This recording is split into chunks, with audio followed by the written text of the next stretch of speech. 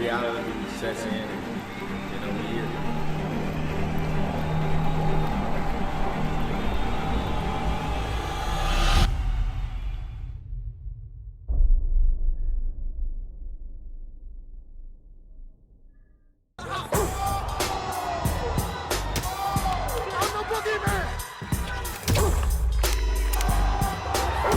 Respect isn't given, it's earned. In blood. Boxing King Media, we've made it all the way to Nigeria, and what better person to speak to in Africa, Mr. Amir Khan, who's making waves in the African nation. How you doing, Amir? There's so many big names in boxing coming out of Africa and coming out, especially Nigeria. Nigeria's had the likes of like AJ and other great names, and Moses Otama, so many great names in boxing, and it's just good to be here now and putting on a big show. Now, if you think about it, it was the biggest show that we're putting on here since Ali and Foreman, so that shows levels, that no one's really touched this market. At the same time, it's not like our show's small. Our show's a very big show as well. We've got Brandon Glanton fighting against Marcus Brown as well, and also some good mega fights. Dan Aziz, and some good names on there. Also Usman Aslam and Abdul Khan, my cousin, as well. So look, it is a stacked card, and a lot of local fighters that are going to bring in a lot of fans. We're expecting something like 20,000 people to be at the arena, and the set. You saw this press conference yesterday. It looked like it was at a proper world title fight. It was like a world title fight. I think this fight between Glanton and Marcus Brown could definitely be one for like a world title fight after this. Maybe the winner goes on to fighting for a world title. Both fighters are good shape, they've got good records, good knockout percentage, and only lost between the two of them, only lost like 3 or 4 fights, so it's not much. And they've been fighting at the top level. I know both fighters from the days when I used to fight, because they used to come into Virgil's gym for sparring, when they used to spar with Andre Ward, and used to spar.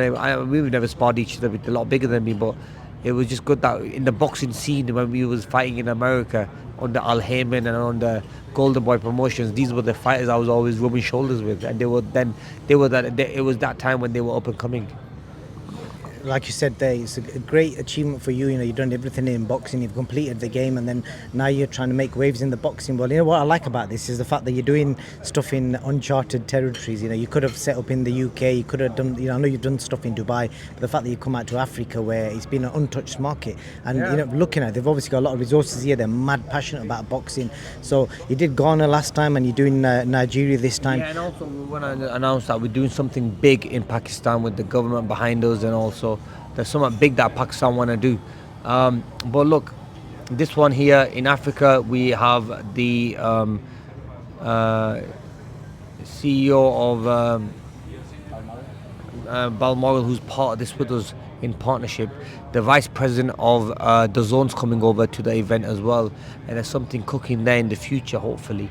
So look, this fight is on the zone, and I think with all the countries that we pick in, and we're fighting at, and we're putting our shows on, we're meeting the president. Like I got a call yesterday saying, would you like to meet the president of Ghana? And obviously I'm not going to say no to that, and so we're supposed to be getting a flight. It's only like a 30-minute flight somewhere where he is. So we're just arranging that. So hopefully by tonight or maybe tomorrow morning, I'll be there meeting the president. Met the governor yesterday, and also sports minister of Nigeria. And they said, listen, we thank you for coming here and doing this, because they feel that there's a lot of people out there who fight outside of Nigeria. They need to come back and support their country, and I think that's what we are doing, even though I've not got no background in Nigeria, but I see the talent that they have here. They have some massive fighters, massive names, and good names as well. And so this is where we should come here and support them and help them and get the best out of them. Thank you. And like you said there, you've been helping. You did some charity work yesterday. I saw you. Yeah, Tell me about that. What was all that like? Some kids, and I've heard you're going to be sponsoring 25 kids with a scholarship as well from your own charity. So the Amir Khan Foundation, obviously we're here with the Amir Khan promotion, but I want other Amir Khan foundation. We came here, we saw the poverty that is here. I went to a village where a lot of the people have this disease, I can't remember the name of it, where they start losing their limbs and their arms and and parts of their like hands, fingers, and I can't remember, sorry, leprosy or something, yeah. And anyway, what happened was, and these people are really poor, they have no support from anyone. And so I said, I'm going to go to that village. I mean, this is a village that no one really goes to. You know, when it's really deprived. And so I went there and met, like, these, each clans have their own, like a priest. And they all sat near each other. One might be blind, one might be, disabled in other ways. So I went over there and I said to him, listen, I gave them all money. And I didn't want to what to do it secretly, give money, because you know what, then everyone's going to rush at you. I give them money, and then I give them aid, food and stuff like that, because you know what, we want to help them. And we bought loads of clothes for them, you know what I mean, t-shirts and hoodies and jumpers and like tracksuits and pants and shorts, and we bought everything. So we give it all, distribute everything yesterday, and it's just a nice feeling. It makes me happy when I do that, because I want to show the world that it's not only in Pakistan. We've done a lot of work in Africa as well, in Gambia, Ghana. We did something there as well. Here now in Nigeria. So these are things that are always gonna stick to me. You know, I love helping the community. And at the end of the day, I've said that every year I'm gonna sponsor 25 boxes or in their sports, education, schooling, everything, and I'm gonna pay for all that at my own pocket. 25 every year, and hopefully one day when I get it to 1 million. Every year we're gonna just keep adding 25, and I mean, the more budget we get in and the support we get in, if we do, God knows, I mean, when I was speaking to the governor, he was so happy yesterday that he said, can I come and support you? Can I do it with you? I mean, my aim is one day supporting like 1 million people in Nigeria. So look, this is something I want to do here, and I've set my heart here now, and hopefully gonna start doing a lot more work over here now. And I don't know if you know this, but I'm going to be back in December. Doing The show in Nigeria? another show, and also doing some charity. So yeah, the show is 80% away, but yeah, we're doing another big show, yeah. I mean, you got to respect that about you, man. And I think the fans and the people, there's been a lot of talk about you, you know, not being recognised by the UK government and the royalty over there for the work you've done. Not just boxing, charity, humanitarian work, which a lot of people don't recognise. And I like the fact that you're just carrying on and doing it. You're not basically chasing it. I'm not going to cry, bro. You know what the thing is? I'm not going to cry and just think, okay, they don't want to support me. They don't want to give me no MBE, OBE, whatever it is. And they don't want to honour me. Then I'm still going to carry on being a good person and helping the people that need it the most, you know what I mean? End of the day, my heart's clean and I want to help people. And look, I don't have no African blood in me. I don't have no any relation. But the thing is, it's humanitarian work. You see what people are going through, and if you can help them, you have to be there and help them, you know what I mean? Look, bro, you're the same. When we went to Pakistan or other places like that, you told me about the project I'm doing in Pakistan. You said, Amir, there you go, there's some money there, and take from me. So I get that from a lot of people. People will always come and give me a handout. So it's not only me. I want to thank everyone who's like yourselves, who support and donate and help me, because on my own it'll be very difficult to do this, but I can only do it with your guys' support and help. Let you put that honey in your tea. And obviously, if anyone wants to support your charity and your work that you do, you know, just look at the Amir Khan Foundation. Yeah, look at the website. Look at the website and just see all the work that we do, and also online on like Instagram, Amir AK Foundation. Look, bro. And the reason why we show it on socials, a lot of people might say, "Are you showing off this, that, another?" No, it's not. It's about showing the world and inspiring them to do it as well. And that's why I love talking about charity work, because at the end of the day, I'm not making no money from it. It's not like a business to me. I show it so people, it inspires others to do then more, you know what I mean? That's the key part. So, you know, away from, sorry if I just spilled your tea there, and just away from that, I've got to ask you, what do you think of the, obviously you've been to Ghana, now in Nigeria, what are you saying about the tea? What, is it like desi tea that? Oh, you know what, I'm trying to get a little bit, you know, the honey's not done it any good. I think the honey, maybe normal sugar, but I mean, it doesn't taste too bad. It's not as strong. I think I like it a little bit stronger. You know what I mean? So if there's anyone out there that want to make me a cup of tea, normally I have it a little bit stronger than this. A little bit sweeter. Maybe no, only have one sugar normally. Yeah. What do you make of the Nigerian culture, the streets, the roads you've been traveling? Is it remind you of Pakistan? It's very similar to Pakistan. and it's very similar in that way where, you know what, I love taking little walks. Now I don't know how healthy this is and how safe this is. I'm picking up fruit from the streets who are selling them, and I'm just buying them and I'm just eating them straight away without even washing them. I'm just going on.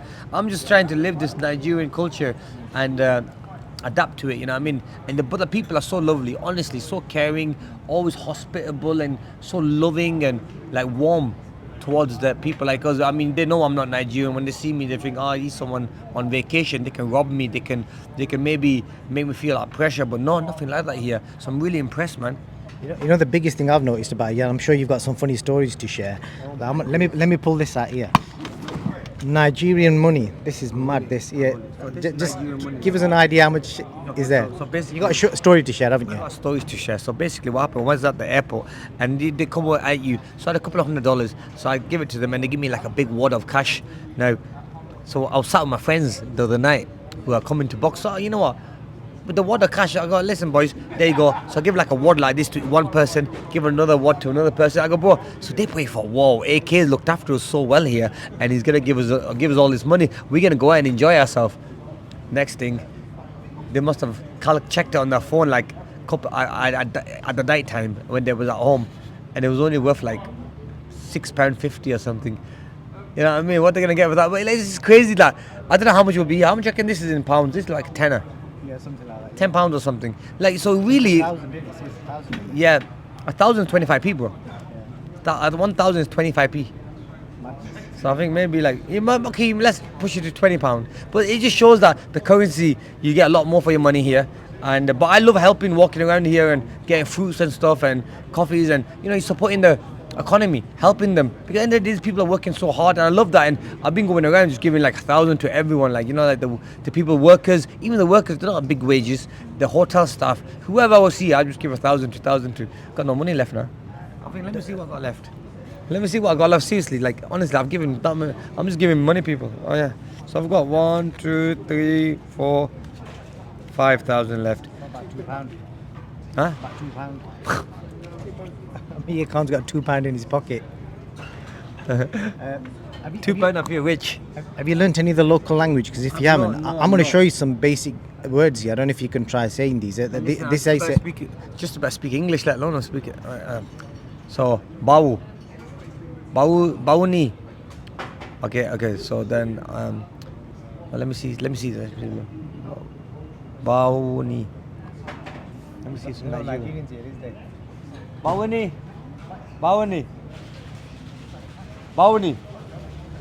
You understand Bauni?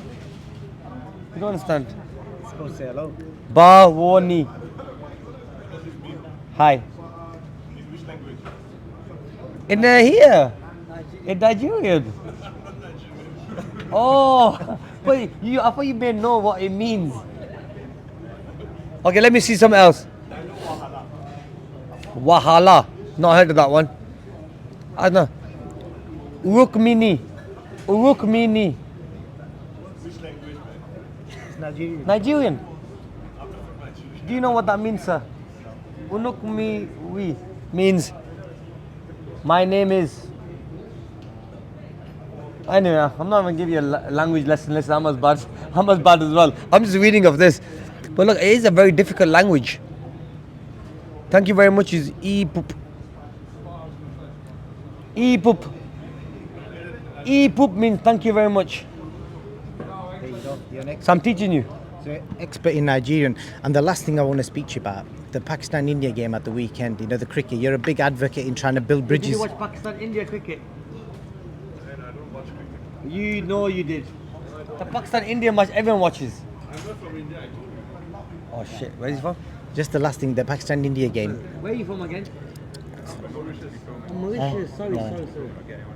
We'll just leave him out of it. So the last thing, the Pakistan-India game, Amir, at the weekend, you're quite big on building bridges between the communities, the Indians and Pakistanis. You've got friends from both sides. How sad was it for you to see mainly I think it was the Indian captain who was kind of the instigator in trying to just cause issues rather than people trying to, you know, shake hands and just kind of get along with it, because these guys are role models.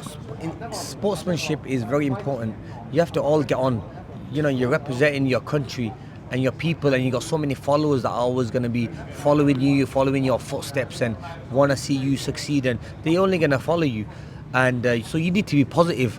And you know, when you see these little remarks made from both parties, I'm not taking one side, I'm not saying just India, but even the Pakistanis, you know, you need to just stay very civil and normal, because at the end of the day, I think it's only making, as a whole, it makes everyone go against each other, and we don't want that to happen, you know what I mean? It's just sad that when sport now is getting very personal, you know what I'm saying? So anyway, but regardless, the game was good. It was good sportsmanship. They should have shaken hands if that was us. See, boxing's a little bit different. You might punch each other, you might not like each other before the fight. Look, for example, Brandon Glanton and Marcus Brown don't like each other, but I know for a fact, after the fight, because they've had that punch out, they're going to be friends. They're going to shake hands and say, you know what, you whatever. I promise you this was going to happen. They're going to shake hands, because Brandon obviously said he's called his, what Brandon, or I think it was Marcus, sorry, Marcus said to Brandon that I'll, with your wife and with your mother and your wife or sister or something, I'll do this and do that, you know. So obviously it's very personal, this, but I know for a fact once they've had that punch out, they're going to be friends again. So this is why boxing is the best. And you let them fight, you let them have it out, because afterwards they're going to be like, you know what, fair enough, and they're going to give each other that respect. Now cricket is a little bit different on that other hand, you know what I mean?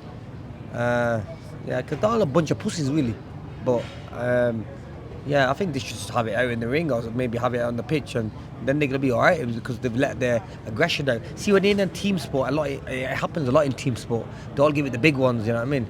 I've been around them, bro. I see them all the time, you know what I mean? India and Pakistani cricketers, and they have such big egos that when they clash, the egos clash. And it's only egos.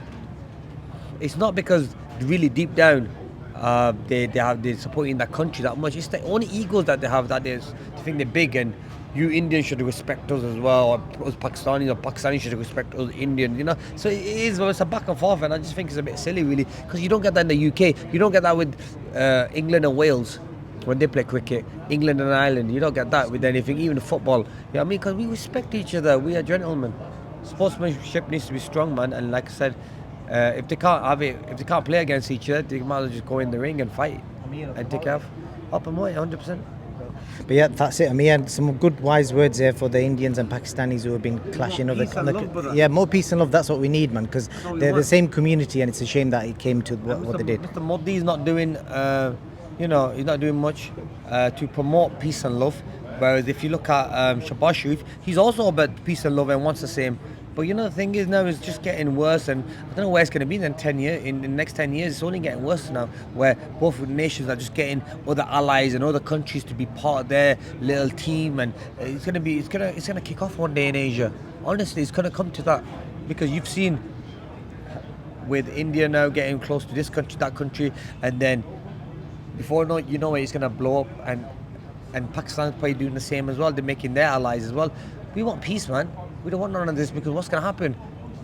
An atomic bomb goes off, you know what? It's going to destroy the country for 50, 100 years. You know what I mean? And it's going to affect the people that have been there for many, many generations. So you don't want that, man. You want peace in life. And let's just hope like a country like England, or Keir Starmer, that's another tough one as well with what's going on there. I think when it comes down to doing stuff for your country, the amount of money that's going out of England to other countries to show support. Okay, yeah, look, our heart goes out to them, and yeah, we should support them. But if taxpayers' money is going to places like Ukraine and supporting them, and the Ukrainians are going and the president of Ukraine is going and buying most expensive gifts, which I saw on the media, but they're paying paying the taxman's money to them. I mean, what they're doing to England? England's just going down, down, down. I mean, it's getting ruined, and it's just sad. It's a big shame that this is happening. Obviously, we love the place. I was born there. I went to school there. I represented and won world titles and won an Olympic medal for that country and world titles for them. But it's just sad to see that. I feel Keir Starmer needs to just change the regime a little bit, and maybe switch up a little bit. Think about the people in Britain instead of thinking about people outside. Charity starts at home first. Support starts at home first instead of it going elsewhere. So it's a little bit of a tough situation we're all in at the moment. And to see that a lot of asylum seekers are coming in now, A lot of problems are happening in the UK, taking over houses and stuff, and a lot of big fights and a lot of crimes happening because these people are coming from war-torn countries. And you have to understand they're used to just fighting. And yeah, we should give them a safe place, but we should really fix our own problem first, fix UK first before we get people coming in and we can help them. But at the moment, we're letting people in and it's just going crazy. And then we saw the march, the EDL march. I mean, come on. I mean, you're spending so much money. All this money is getting wasted. But really, you know, I think you get nothing come out of it. Nothing come from this. By doing this march, nothing's happened. Next day, the same people are working together, having a drink together, chatting to each other, eating in the same restaurant as each other. It's funny, I saw a statement where there were all these Pakis there, all these white people on these Pakis there, and these Asians there, and all that, and these Sikhs there, and all this. And then, what does he do straight after? He goes to a curry for a kebab. And I'm scratching my head, thinking, wow, like you want them all out, but you're going straight after that march. You've called them under every name under the book, you've called them. And then, boom, you've gone to a Paki restaurant and got want a curry. Wow. It's crazy what's happening to these people. You know what I mean? So they need to fix up a little bit, man. That's a beautiful speech, Amir. You definitely got a career in politics after boxing. We want peace, yeah, that's it. Like you said, you made some good points there. It starts at home. You know what I mean? It does, innit? Look at Sheffield, look at Bolton. When I started the Amir Khan Foundation, it started at home. Everything is doing. So much work I'm doing, feeding the homeless, feeding people, opening these centres for food, give away food and food bags and boxes and going to people's doorsteps. So, but our Prime Minister is giving food elsewhere, sending money elsewhere. I'm not sending, keep it in England. What's happening to the UK? It's sad, isn't it, bro? Like, come on, man. If we stay going this way, England's gonna be finished, man. Honestly, it's sad to say because our country that was so powerful and so respected, where everyone used to come for vacations and holidays in the summer. Summer it was full of people. People have stopped coming there now. Been hit hard. Definitely hit hard. Amir Khan for Prime Minister, or maybe the Mayor of London, if you ever fancy coming back. But Amir Khan, pleasure. Why are you talking about the Mayor of London? I'm a bit worried he might say something that's going to get into trouble. No. The Mayor of London, basically, they said to me, do you know the room that this big suite, it's a massive suite, the big suite that we've given you? I go, yes. He goes, you know, just a week, 2 weeks ago, the Mayor of London was there, Sadiq Khan. So we give it to you now. I said, yeah, man, thank you very much. So that's crazy, innit? Got the same room as Sadiq Khan now. And I mean, it's a good room as well. I gotta say, Sadiq Khan is living large. And that's again taxpayers' money as well, brother. Trust me. You know why? Because, bro, this room is massive. I got it for free. You know what I'm saying? I got it from the government of Nigeria. But I tell you one thing, bro, my man's living. Sick. He might have got it free as well from the government. I don't think so. Trust me. Okay. I'm not gonna say nothing. Right, Amir, we're going to leave it at that. Thank you very much for your time, brother, and all the best with this promotion, and the future of African boxing is in Amir Khan's hands. That's it, it's in our hands, but we want to support our brothers and sisters here, man, and be there for them, and also giving opportunities to people in the UK to come and travel. Now, I've got friends that have travelled, that are fighting on the same card, that have come to Nigeria with me, and guess what? They're saying, boy, how good is Nigeria? Amazing place. Look at that. So they're getting to see it. Would you have ever come to Nigeria, ever? No. Never, because of the opportunity you give us. You see that, bro? Like, so we're opening Nigeria to everyone, and we're gonna be shown on DAZN live. So, yeah, man. Amir Khan, thank you very much for your time.